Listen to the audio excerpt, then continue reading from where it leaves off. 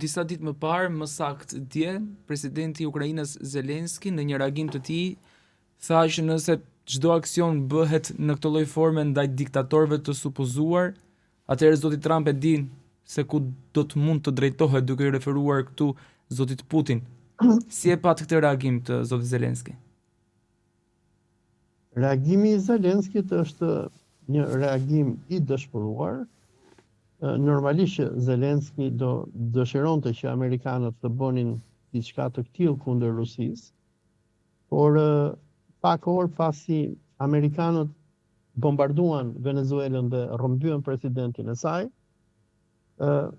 kryetari i Këshillit të Sigurisë Kombëtare të Rusisë, ish presidenti Dmitri Medvedev, bëri një shkrim në kanalin e tij në Telegram, ku thoshte me rrëmbimin që amerikanët i kanë bërë Nicolas Maduros, ata kanë treguar që ata nuk njohin asnjë ligj ndërkombëtar dhe e vetmja mënyrë që siguron sovranitetin e popujve sot janë bombat atomike.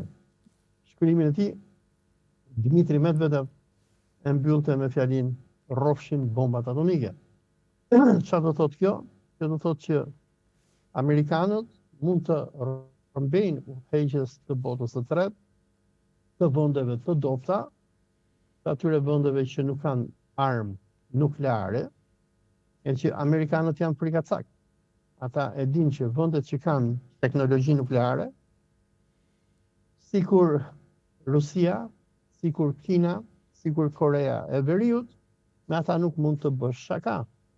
Gjatë luftës 12 ditore ndërmjet Izraelit dhe Iranit, ne e pam se si amerikanët u trembën, por edhe izraelitët, dhe ishin të parët që kërkuan armëpushim me Iranin. Amerikanët hyjnë dhe bëjnë krime vetëm në ato vende që ata i shohin si të dobta dhe që besojnë që mund të përmbysin regjimet e këtyre vendeve.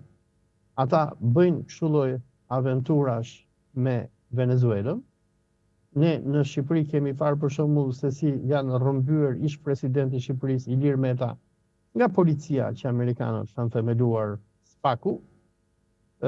Nuk do të jetë çudi sikur një ditë pas rrëmbimit që SPAK-u i bëri Erion Velis që të shohim edhe Edi Ramën që të ketë njëjtin fat, por amerikanët nuk bëjnë dot kështu lojrash me vendet e pavarura dhe vendet që kanë armë me të cilat mund t'i kundërpërgjigjen amerikanëve.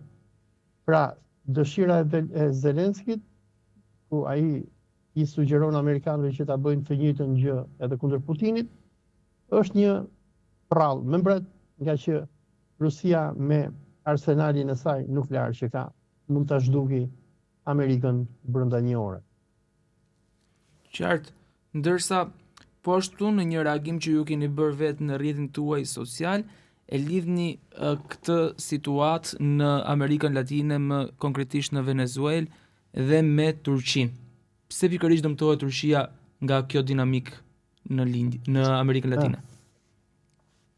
Nuk e mbaj mend se çfarë kam thënë për Turqinë, por lidhur me naftën, duke qenë se një pjesë e naftës eksportohet drejt Turqisë dhe në mënyrë konjektive preket edhe shteti i drejtuar nga Erdogan. Këtë nuk e mbaj mend që ta kam thënë, por duhet të them diçka që sulmi kundër Venezuelës dhe rrëmbimi i Nicolas Madurosit ishte pak a shumë një sulm që amerikanët bëjnë kundër jugut të globit dhe kundër aleancës së BRICS-it. Dhe duhet të kujtojmë diçka që Venezuela është një shtet aleat i Rusisë, i Kinës, i Iranit dhe i botës muslimane, e cila reziston gjenocidin izraelit në Palestinë. Pak orë pasi Nicolas Maduro u rrëmbye, kriminali i luftës, kryeministri izraelit, përshëndeti në kanalin e tij në Twitter presidentin amerikan Donald Trump dhe sipas presidentes aktuale të Venezuelës, domethënë zëvendës presidentes e cila tani më ka zëvendësuar presidentin Nicolas Maduros, ajo deklaroi që në emri i saj është Delcy Rodriguez, ajo deklaroi që mbrapa rrëmbimit të Maduros duken duart e Izraelit. Venezuela ka qenë një nga vendet kryesore kundërshtare të gjenocidit izraelit kundër islamit dhe muslimanëve, dhe kjo përbënte një shqetësim shumë të madh për elitat zioniste që sot sundojnë Izraelin, Shtetet e Bashkuara të Amerikës dhe Evropën Perëndimore, që Venezuela si një republikë revolucionare ishte një impakt shumë të madh në të gjithë grupet leftiste në Perëndim. Dhe Venezuela, duke vënë në pa vuajtjen e palestinezëve, përbënte një problem shumë të madh për dominimin izraelit të Perëndimit, pasi mesazhi i Venezuelës inspironte me miliona qytetarë në të gjithë botën perëndimore që të kuptonin krimet kundër njerëzimit që administrata izraelite dhe amerikane bëjnë në Palestinën e pushtuar.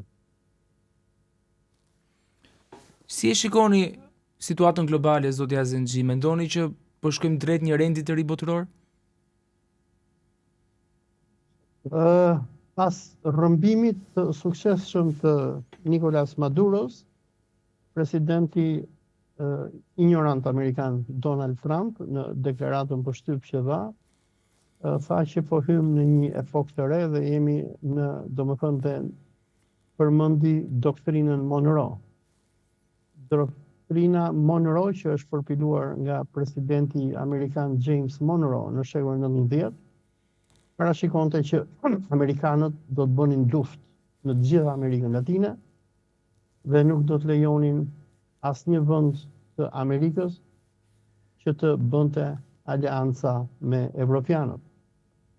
Gjatë luftës së ftohtë, amerikanët e kanë përdorur doktrinën Monroe duke vrarë, bombarduar, shkatruar vendet e Amerikës Latine, por edhe më gjerë, të gjitha ato që bëheshin aleate me Republikën Popullore Socialiste të Shqipërisë, Bashkimin Sovjetik, Republikën Popullore Socialiste të Kinës e të tjerë. Me atë që presidenti Trump bëri në datën 3 janar, në konferencën për shtyp, ai tha që tani është koha, nuk kemi më doktrinën Monroe, por kemi doktrinën Donroe, që do të thënë doktrinën Monroe po versioni i Donald Trumpit, ku Trumpi kërcënoi të gjithë botën që ne nuk do të lejojmë asnjë